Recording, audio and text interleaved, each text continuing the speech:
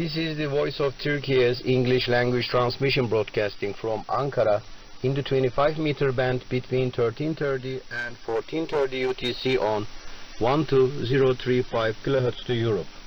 You can listen to us over the Turksat 3A and 4A satellites and on the internet at www.trt.net.tr through the Voice of Turkey link. Our email address is englishdesk@trt.net.tr. Following the news and review of the Turkish press, the Voice of Turkey will present some programs and some music.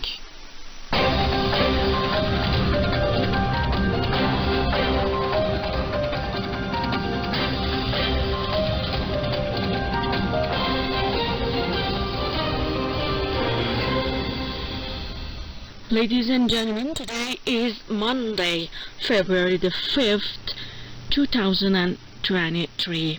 This is the Voice of Turkey's English language broadcast. First news. A powerful earthquake struck Turkey's southern provinces and neighboring Syria, leaving at least 912 people dead within Turkish borders and killing more than 350 people in war-torn Syria. Here are the latest developments.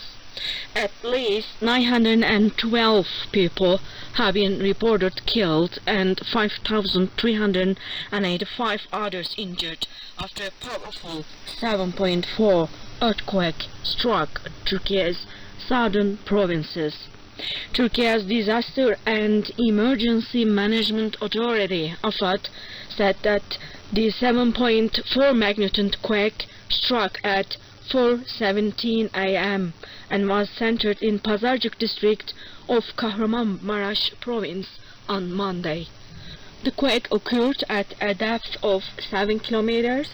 It was followed by 78 aftershocks, including magnitudes of 7.7, 6.4, and 6.5 that struck southeastern Gaziantep and Kahramanmaraş provinces. At least 239 deaths were also reported in Syria, according to regime's media citing the health ministry. At least 147 people were killed in rebel-held areas. More than 600 were also reported injured. Buildings were reported collapsed in a cross-border threat extending from Syria cities of Aleppo and Hama.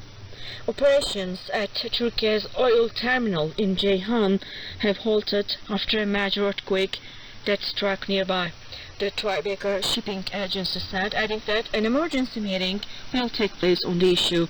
Turkey's pipeline operator BOTAŞ said there were no damages on main pipelines. Meanwhile, President Recep Tayyip Erdoğan conveyed that well wishes to citizens affected by the earthquake. He added that AFAD and other units are on alert. The President noted that rescue teams were immediately dispatched to areas affected by the earthquake. Our Ministry of Interior and Ministry of Health, AFAD, the Disaster Management Authority, provincial governorships, and all other institutions started their work rapidly, Erdoğan said, and added, "We are also coordinating our work after the earthquake. We hope that we will get through this disaster together as soon as possible and with the least damage, and we continue our work." In the meantime, Vice President of Turkey, Fuat Oktay, said Hatay Airport is currently closed to flights, as well as Kahramanmaraş and Gaziantep airports to civil flights. 102 mobile base stations have been sent to the earthquake zones so far. The Vice President also called on all media organizations, institutions, and other NGOs to rely on official statements in order not to cause information pollution. The Vice President also added that all schools in these 10 provinces are closed for a week. Meanwhile, Turkey's National Education Minister Mahmut Özer said as of today, we are taking a 2-week break from education in the provinces of Kahramanmaraş, Hatay, Adıyaman, and Malatya. Meanwhile, Youth and Sports Minister Mehmet Kasapoğlu said all national sports organizations in Turkey to be held in Turkey have been suspended until further notice. Turkey issued a level 4 alarm which includes a call for international aid, the AFAD said in the statement. Turkey's Disaster Management Authority, AFAD, also said following a discussion with the Turkish Foreign Ministry that international assistance was called for the search and rescue through the Emergency Response Coordination Center. Assistance offers were received from many countries, especially the Netherlands, Azerbaijan and the United Kingdom, it added. Meanwhile, the health personnel assigned from the National Defense Ministry and the Health Ministry departed from Ankara to the region with 2 military ambulance planes.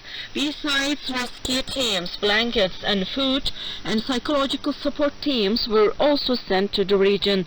After the earthquake, an air aid corridor was created by the Turkish armed forces to deliver search and rescue teams to the region. We mobilized our planes to send medical teams, search and rescue teams and their vehicles to the earthquake zone. We have maximized the readiness of our aircraft to provide the necessary transportation service, National Defense Minister of Turkey Hulusi Akar said. Health Minister Fahrettin Koca said a sufficient number of teams from 81 provinces are on duty in disaster areas and continue their search and rescue and health services. Our air and land ambulances are also in service in the region. We are currently carrying out the coordination from Hatay City, one of the provinces affected by the earthquake disaster, Turkey's Health Minister Fahrettin Koca said on Twitter. Meanwhile, international support and expression of solidarity poured in on Ankara following the destructive earthquake that hit Turkey early on Monday. Following the deadly and destructive earthquake, world leaders extended condolences to Turkey and offered support. Neighboring Azerbaijan's President Ilham Aliyev sent a message of solidarity to his Turkish counterpart Recep Tayyip Erdogan and offered to deploy a search and rescue team to help remove earthquake debris and save people buried under the rubble. U.S. White House National Security Advisor Jack Sullivan, noting that they are in contact with Turkish officials, said the U.S. is ready to provide any and all needed support. Israeli President Isaac Herzog also joined in extending condolences over the loss of lives in Turkey. Ukraine's President Vladimir Zelensky, whose country is under attack of Russia since February 2022, sent a message of offering condolences in the aftermath of the devastating earthquake. Along with high-ranking officials from Egypt, European Council, NATO, European Parliament, France, Sweden, Greece, Russia, and international celebrities also offered condolences to Turkey. Turkey has raised the earthquake alert to level 4, which means the country is open to international help. Turkish Vice President Fuat Oktay said many countries have offered help and assistance to deal with the destruction left after the 7.4 and 7.7 magnitude earthquakes. Separately, Azerbaijan is due to send a search and rescue team of 370 people to Turkey, the Azerbaijani Ministry of Emergency Situations announced. NATO allies are mobilizing support after the 7.7 magnitude earthquake hit Turkey's southern and southeastern regions, killing at least 912 people, NATO Chief Jens Stoltenberg said on Monday, and tweeted full solidarity with our ally Turkey. In the aftermath of this terrible earthquake, Stoltenberg wrote on Twitter saying that he is in touch with both President Recep Tayyip Erdogan and Foreign Minister Mevlut Çavuşoğlu. Meanwhile, at least 384 people have been killed and hundreds others injured in Syria after the series of powerful earthquakes centered in southeastern Turkey jolted the wider region early on Monday. According to figures compiled from the Syrian regime's health ministry and Syrian civil defense, the state-run news agency of Syria Sana reported, citing the health ministry, that at least 237 people were killed, 639 people were injured, while the Syrian Civil Defense said 147 people were killed and more than 300 others injured in areas under the opposition control in northwestern Syria. Strong tremors hit Idlib, Aleppo, Hama, Latakia and Raqqa regions of Syria, according to the news agency. The Syrian Civil Defense noted that the death toll is likely to rise as there are hundreds of families who remain stuck under the debris of collapsed buildings.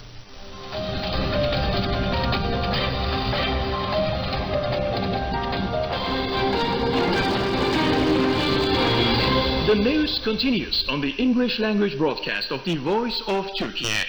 Iran's supreme leader, Ayatollah Ali Khamenei, has agreed to mass amnesty for tens of thousands of prisoners, including those arrested in recent anti-government protests. Khamenei approved a proposal by Judiciary Chief Mohseni Ejei for a general pardon and commutation of sentences for a significant number of convicts and suspects, state media reported on Sunday. According to Article 110 of Iran's constitution, pardoning convicts or commuting their sentences can take place if the judiciary chief makes the proposal and the supreme leader approves it. It is not clear exactly how many prisoners will be released as part of this amnesty, which comes after almost 5 months of protests triggered by the death of a 23-year-old woman, Mahsa Amini.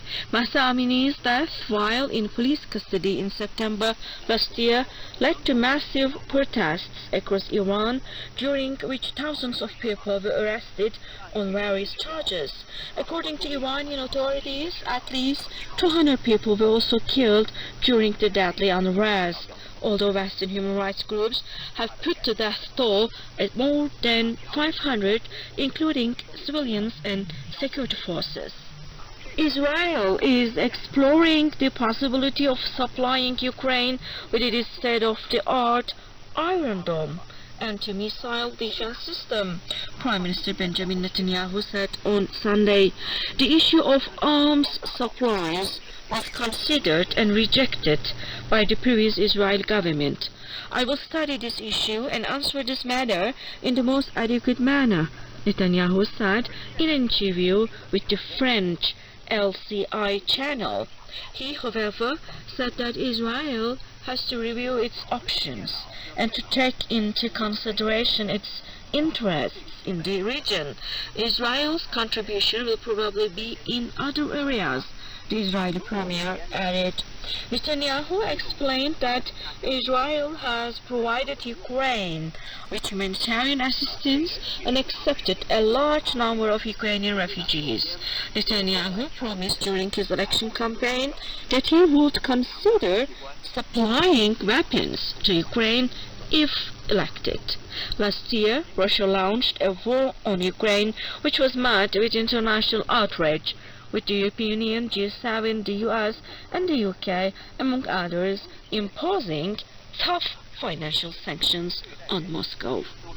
And that was the news brought to you by the Voice of Turkey.